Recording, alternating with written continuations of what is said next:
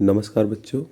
आज हम आपको आवृतबीजी पौधों में भ्रूण कोष एम्ब्रियो सैक के निर्माण की क्रिया को आपको समझाते हैं। किसी भी आवृतबीजी पौधों में भ्रूण कोष ये मादा युग्मकोभित संरचना होती है। मादा युग्मकोभित संरचना का अर्थ यह है कि ऐसी संरचना जिसमें मादा युग्मक का निर्माण होता है। मादा युग्मकोभित संरचना या एम्ब्रियो सैक का निर्माण गुरु बीजाणु मात्र कोशिका मेगास्पोर मदर सेल इससे होता है। मेगास्पोर मदर सेल ये एक द्विगुणित कोशिका होती है जिसका निर्माण आर्कीस्पोरियल कोशिका में डिवीजन के फलस्वरूप माइटोसिस डिवीजन या समसूत्री विभाजन के फलस्वरूप होता है। गुरु बीजाणु मात्र कोशिका में एक बार अर्धसूत्री विभाजन होता है। मियासिस एक बार होगा। अर्धसूत्री विभाजन के फलस्वरूप 4 अगुणित कोशिकाएं बनती हैं। इन 4 अगुणित कोशिकाओं या हैप्लॉइड सेल को हम गुरु बीजाणु या मेगास्पोर कहते हैं। मेगास्पोर में 3 मेगास्पोर ये डिजनरेट हो जाते हैं। डिजनरेटेड का मतलब ये है कि 3 मेगास्पोर नष्ट हो जाते हैं।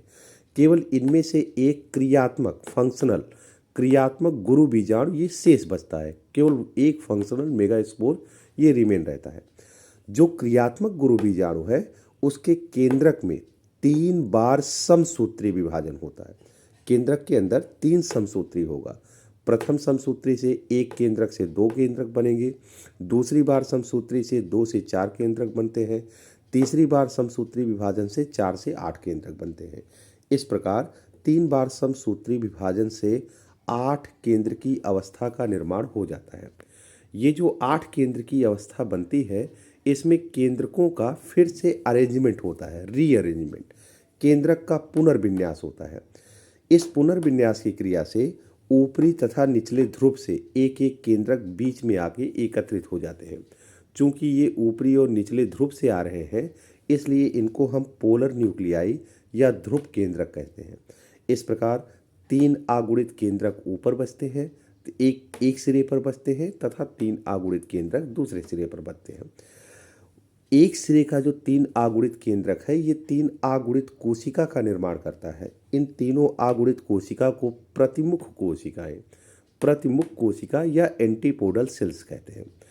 बीच की जो ध्रुव केंद्रक है ये एक बड़ी कोशिका का निर्माण कर लेता है। ये द्विगुणित कोशिका होती है। इस द्विगुणित कोशिका को हम ध्रुव कोशिका या पोलर सेल्स कहते हैं।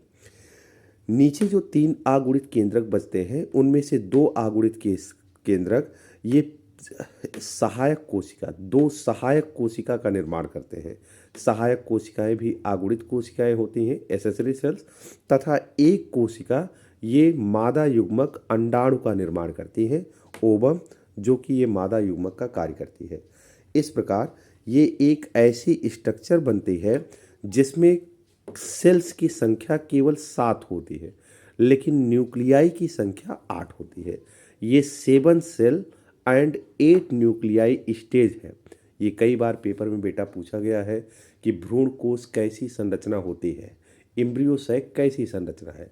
तो एम्ब्रियो सैक ये 7 कोशिकी तथा 8 केंद्र की संरचना होती है। इसमें कोशिका की संख्या केवल 7 होती है तथा केंद्रक की संख्या 8 होती है। ये आशा करता हूँ बच्चों कि ये टॉपिक आपको समझ में आया है। जहाँ भी इस टॉपिक में कोई दिक्कत हो तो आप हमसे कमेंट करके पूछ सकते हैं। धन्यवाद।